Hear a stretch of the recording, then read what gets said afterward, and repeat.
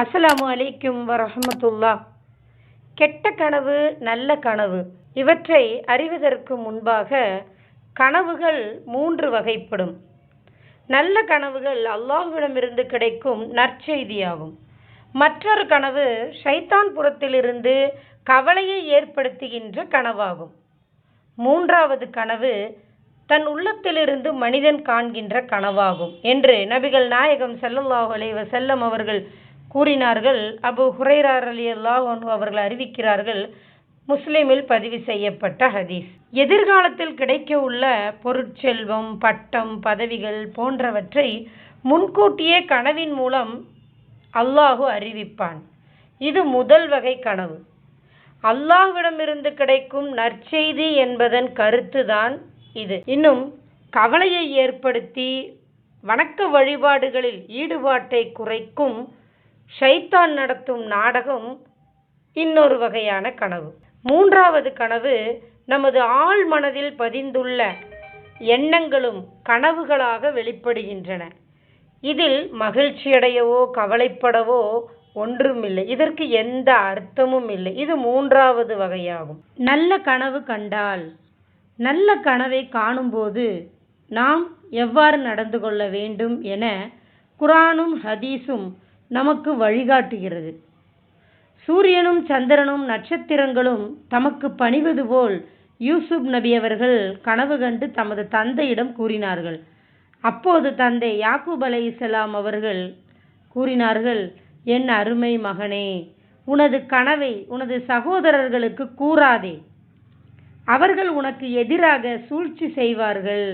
ஷைத்தான் மனிதர்களுக்கு பகிரங்கமான எதிரியாவான். திருக்குர்ஆன் 12:5வது வசனம்.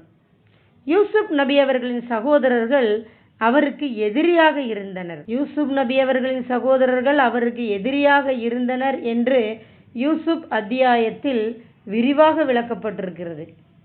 எனவே நல்லது நடப்பது போல் அல்லது தீமை விலகுவது போல் நாம் கனவு கண்டால் மிகவும் நம்மை நேசிக்கக்கூடிய மக்களிடம் மட்டும்தான் அதை தெரிவிக்க வேண்டும். மற்றவர்களிடம் தெரிவிக்க கூடாது என்று இந்த வசனம் நமக்கு தெளிவாக காட்டுகிறது.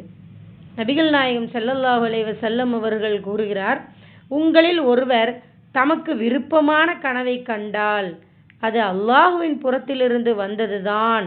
எனவே அவர் அல்லாஹுவை புகழட்டும், அதை பிறருக்கும் கூறட்டும் என்று நபிகள் நாயகம் ஸல்லல்லாஹு அலைஹி வஸல்லம் அவர்கள் கூறினார்கள். புகாரியில் பதிவு செய்யப்பட்ட ஹதீஸ்.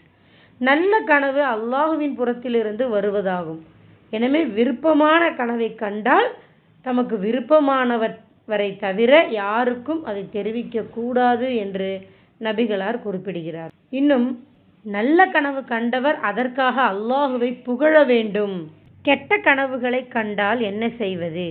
கெட்ட கனவுகளை கண்டால் அதற்காக கவலைப்படுவோர் அதிகமாக உள்ளனர்.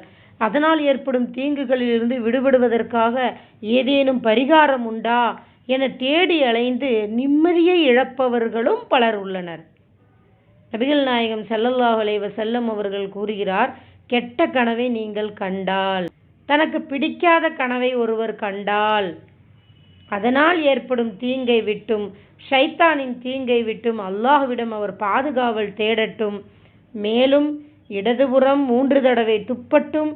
எவரிடமும் அது பற்றி கூறவும் கூடாது. இவ்வாறு நடந்து கொண்டால் அவருக்கு அவரது கனவால் எந்த கேடும் ஏற்படாது என்று நபிகள் நாயகம் ஸல்லல்லாஹு அலைஹி வஸல்லம் அவர்கள் கூறினார்கள். புகாரியில் பதிவு செய்யப்பட்ட ஹதீஸ். அபூ கதாதா ரலியல்லாஹு அன்ஹு அவர்கள் அறிவிக்கிறார்கள். நல்ல கனவு அல்லாஹ்வின் புறத்திலிருந்து ஏற்படுவதாகும். கெட்ட கனவு ஷைத்தானிடமிருந்து ஏற்படுவதாகும். தனக்கு அச்சத்தை ஏற்படுத்தும் கெட்ட கனவை ஒருவர் கண்டால் அல்லாஹ்விடம் பாதுகாவல் தேட வேண்டும்.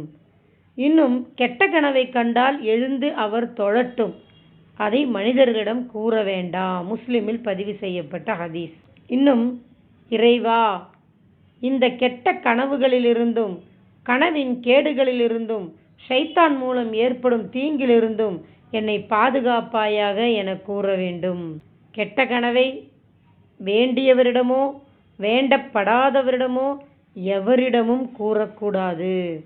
எந்த கனவை நாம் காணும்போது நமக்கு கவலையோ அச்சமோ ஏற்படுகிறதோ அவைதாம் கெட்ட கனவுகள். ஒரு கிராமவாசி நபிகள் நாயகம் ஸல்லல்லாஹு அலைஹி வஸல்லம் அவர்களிடம் வந்தார். என் தலை வெட்டப்படுவது போலவும் அதை நான் விரட்டிச் செல்வது போலவும் கனவு கண்டேன் என்று அவர் கூறும்போது, ஷைத்தான் உன்னோடு கனவில் விளையாடுவதை பற்றி யாருக்கும் கூறாதே என்று நபிகள் நாயகம் ஸல்லல்லாஹு அலைஹி வஸல்லம் அவர்கள் கூறினார்கள். இன்னும் ஒருவர் காணாத கனவை கண்டதாக கூறுவார் எனில் மறுமையில் 2 கோதுமைகளுக்கு இடையே முடிச்சு போட்டு இணைக்குமாறு அவன் கட்டாயப்படுத்தப்படுவான். அவனால் அதை ஒரு காலும் செய்ய முடியாது என நபிகள் நாயகம் ஸல்லல்லாஹு அலைஹி வஸல்லம் அவர்கள் கூறினார்கள். புகாரியில் பதிவு செய்யப்பட்ட ஹதீஸ். காணாத கனவை ஒருவர் கண்டதாக கூறினால் அது கடுமையான குற்றமாகும் என நபிகள் நாயகம் ஸல்லல்லாஹு அலைஹி வஸல்லம் அவர்கள் அறிவிக்கிறார்கள். அஸ்ஸலாமு அலைக்கும்.